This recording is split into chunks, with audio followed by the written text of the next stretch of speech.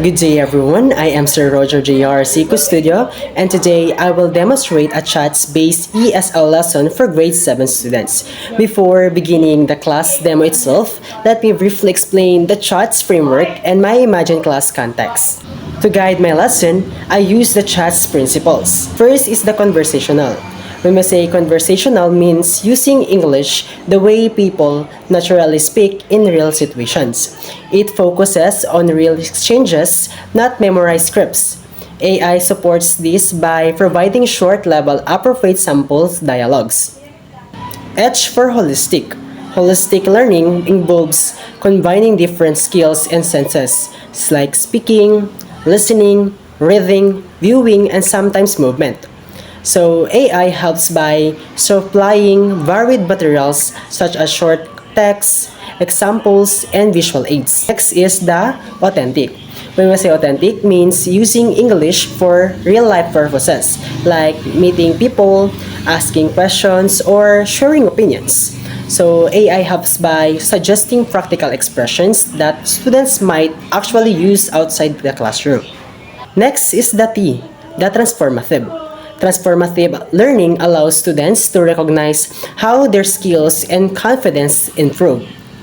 AI helps by suggesting reflection prompts and by showing how students' responses can develop. Next is situated. Situated learning means practicing English in meaningful contexts, per interactions, group work, or everyday encounters. AI can stimulate these situations through guided prompts. These shots principles shape every part of the lesson.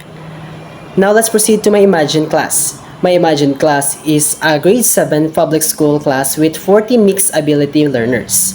Most speak Filipino or a local language at home. They can answer in English but struggle to sustain longer interactions and often become shy when they don't know what to say next. The school has limited technology, an old projector, and unstable internet. Some students have phones but connection is unreliable. Their main challenge is forming polite, continuous English conversations. My learning objective. At the end of my 30 minutes lesson, students should be able to first is use appropriate English greetings, followed by form simple follow-up questions, and participate in a short 30-second paired conversation. Now, let me begin the actual demo lesson as if you are my students. Now, let me begin my actual demo lesson as if you are my student. Start with letter C, the contextualization. Good morning, class.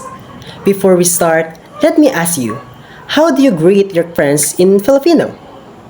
Anyone?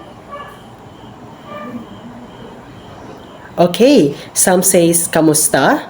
Uy, hoy, anong balita? So everyone share their greetings. Great. Now, how can we greet someone politely in English, especially someone we're meeting for the first time? Anyone? Very good. Let's imagine two real-life situation. First is meeting your cousin's friend. Second, meeting a new classmate on the first day of school. These moments requires polite English greetings. AI helped me prepare short example scenarios to make them realistic for you. Now let's proceed to the H, the holistic engagement. Please listen to the short dialogue created with AI support. Here's the dialogue. The person 1 says, "Hello, nice to meet you." The person 2 says, "Hi, nice to meet you too. How's your day?" First person says or responds, "It's okay. What do you usually do after class?" The second person responds, "I play mobile games. What about you?" The first person responds, "I go straight home. That's interesting." Now let's highlight what we've learned. So here's the greetings. Hello, nice to meet you. Hi, how's your day? Follow-up questions with, what do you usually do after class? The second follow-up question was, what are you interested in? Here is the polite expression. That's interesting. Oh, really? I understand. AI helped me prepare an editable, beginner-friendly dialogue so that the language is easy and natural for grade 7 students. Now, underline the follow-up questions. Why do we need follow-up questions? So very good. Correct. Conversation continue because we show interest. Next, let's proceed to the authentic production. Now, it's your turn to use English in a real-life way. We do a 30-second talk partner activity. In your pair, you must include one greeting, two follow-up questions, one polite expression. You're given a topic. All you need to do is to choose one. First is the favorite online games, followed by the family pets, or maybe the after-school routines. The second to the last is food you enjoy, or the last is the weekend activities. So with this, AI helped me generate these topics and simple conversation frames. Ready? Start your 30 seconds conversation now. I will walk around the room, listening and engaging. Now, switch partners and try again. Very good. Now let's proceed to the T, the transformative reflection. You all did the great. Now reflect on your experience using the exit reflection card. All you need to do is to please complete these prompts. First, one expression I used confidently was. The second is one challenge I experienced was. And the third is my goal for next conversation practice is. That's the 3 given prompts. All you need to do is to complete the sentence. This AI helped me create these student-friendly reflection prompts to support self-awareness. All you need to do is just to write your answer based with those 3 questions or prompts that been given. All you need to do is to compile and complete the sentence. Okay, thank you. Reflection helps you to see how much you improve. Now let's proceed to the last one, the S, the situated application. For your real-life test, talk to your classmate you really interact with. Use a greeting plus 2 follow-up questions, then write a short reflection about the experience. You may now use an AI chatbot as a rehearsal partner before doing the real conversation.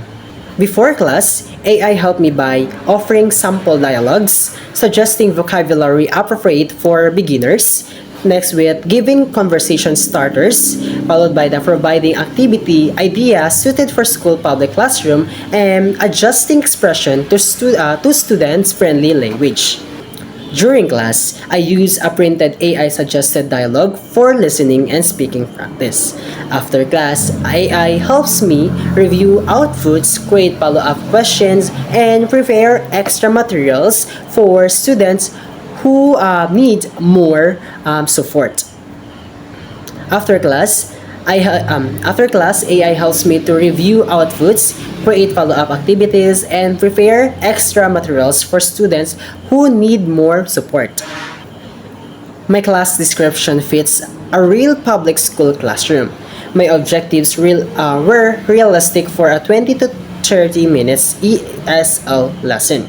All 5 chat stages were implemented and I clearly explained how AI supported each stage. What worked best was the pair conversation task because students became more relaxed and willing to try new expressions.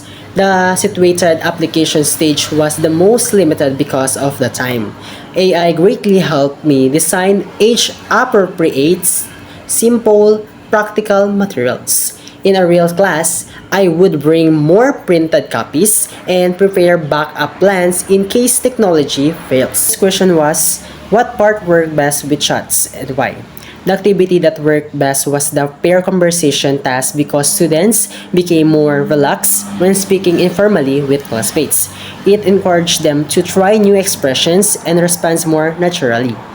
The second will be, what chat stage was weakest or limited? Why? The situated application stage was limited because there was not enough time to model the as a homework task in class. The third will be, how did AI help me as a future ESL teacher? AI helped produce simplified expressions, age-appropriate examples, and practical conversation prompts that match my lessons aims. As a reflection will be, what will I change in a real public school class? I will prepare more printed materials and backup activities in case the projector or internet connection fails. I also plan to include more partner rotations to maximize students' interactions. Thank you very much. This ends my Chats demo teaching presentation. Using chats helps create meaningful, natural, and confident English communication. I hope to see you next time. Bye!